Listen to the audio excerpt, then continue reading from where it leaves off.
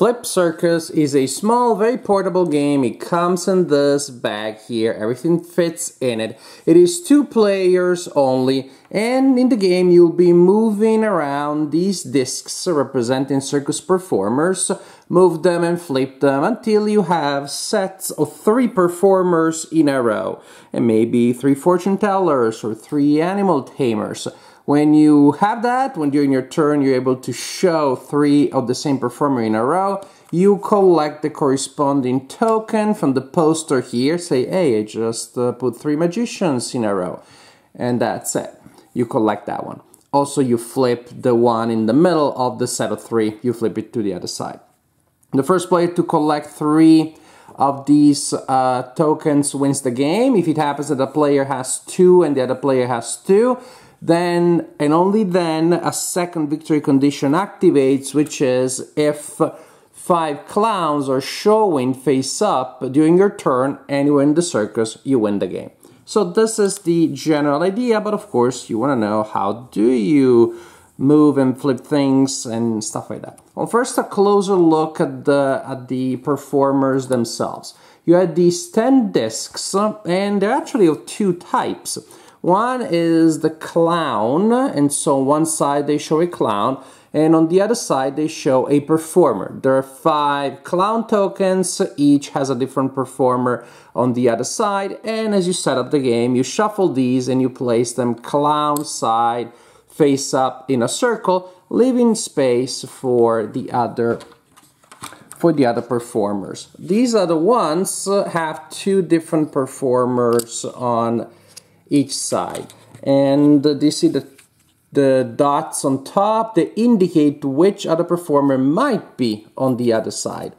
And so, for example, then you have a player that also tells you, say the strong man may have a fortune teller or an acrobat on the other side, or a clown.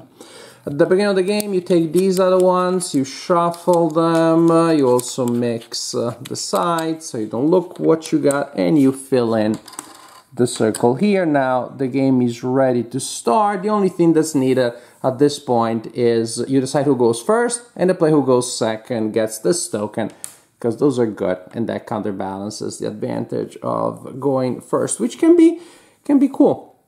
It can be interesting, because during your turn you will take 2 actions. Actions are you can swap 2 adjacent tokens, and so that doesn't work. There you go. I swapped them. Yay.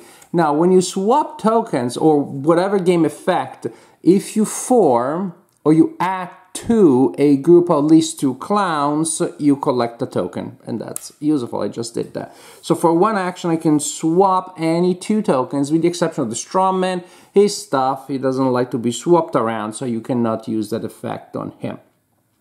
For another action, you can flip a token over, and this is when there may be a little bit of luck at the beginning of the game, because you see, you may have 2 performers of the same kind, and your first action you flip the clown in between. There is a chance in 5 that that is an animal tamer. There you go, that was pretty lucky, and I just formed a set of 3, and I get that. Doesn't have to happen. It happens from time to time. You don't always have this situation. Of course, you only then, if you had the situation, you have only 1 in 5 that's the case. And if that's a problem, well, then just reshuffle them randomly until you don't have a situation where you have 2 of the same kind around the same clown. Anyways, here, the situation when you do form a set of 3, then the one in the middle is flipped back there. So again, instead of doing that, I could have done this, for example. Oh, another strongman, interesting. So for an action, you can swap 2 tokens, not the strongman. You can flip a token, or you can use the abilities of some of the performers. For example, the acrobat. For an action, you can activate the acrobat, and it switches position with the token on the opposite side of the circus. There are 10 tokens, so it's like 5 away. 1, 2, 3, 4, 5, in case the circle doesn't look perfect. So for an action, I could swap these 2. The strongman doesn't like to be swapped, but can be targeted by performance abilities. The opposite is true with the tamer, can be targeted by normal actions, not by performance abilities. The performance ability is the fortune teller. The fortune teller, if you decide for an action to activate her ability, you can peek under the other two adjacent to her without showing them to the other person. Suppose that the magician is face up. The ability of the magician that you can activate for an action is to swap the position of the two tokens around him. We're talking about these tokens here. At any time during your turn, you can spend as many of those as you have and you want. And for each that you spend, you can either take an extra action or peek at one of the tokens without showing it to the opponent. That's pretty much the idea. The players will alternate taking turns, sometimes taking actions basically just to collect a token, which means if you take an action just to do that, you're banking it for later, basically. And you will try to remember where the tokens are, because it's kind of neat if I know what this one is, and I can sneak in next to the other fortune teller that I don't know where that would be. Well, that's be good, because if this one is face up at the end of my turn, my opponent sees that and they may try to seize that opportunity and take it from me. So it's good in any case to remember, both because you need it and because you can make it part of your strategy. The strongmen in particular, they're tough to move, and so you may have to take a strongman, use an action to make, oh, interesting, to make the strongman more agreeable.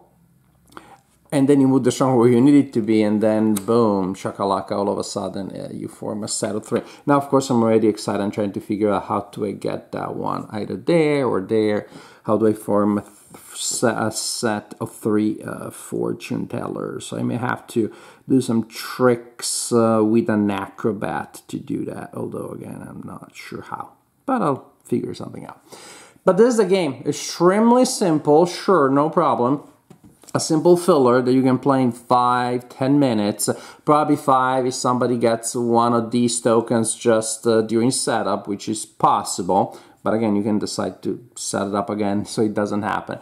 We just found that if that happens, well, you keep playing, and you play a bunch of times, and that's still, you do a little tournament, because in half an hour, in an hour, you can play it a bunch of times. But otherwise, it is a great filler. I definitely enjoyed, again, for the filler, for the 5-minute filler that it is. It's more complex than most fillers. It has that an element of luck, but it's not too heavy to me.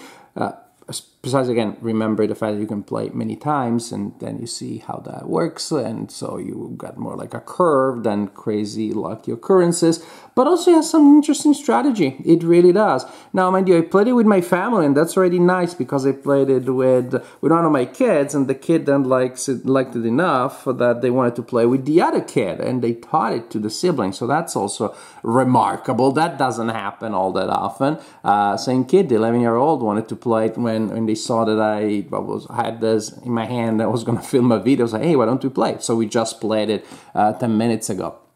As a family game, this is one that has worked in my family, and I may try it even a game night with my adult friends. They're probably going to destroy me, because they're much better at memory and luck than I am. But I find this to be a nice, light, pleasant filler. It also travels well, because everything comes in this bag. Everything goes in this bag here. I think it's a game you could bring at camping and play it with your casual friends.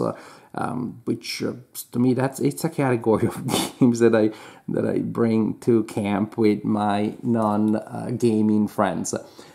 For a light little filler, I think this is an enjoyable one. I also like the art and the components. Nice sturdy discs, nice sturdy tokens. So for a filler, I'm pretty happy with Flip Circus.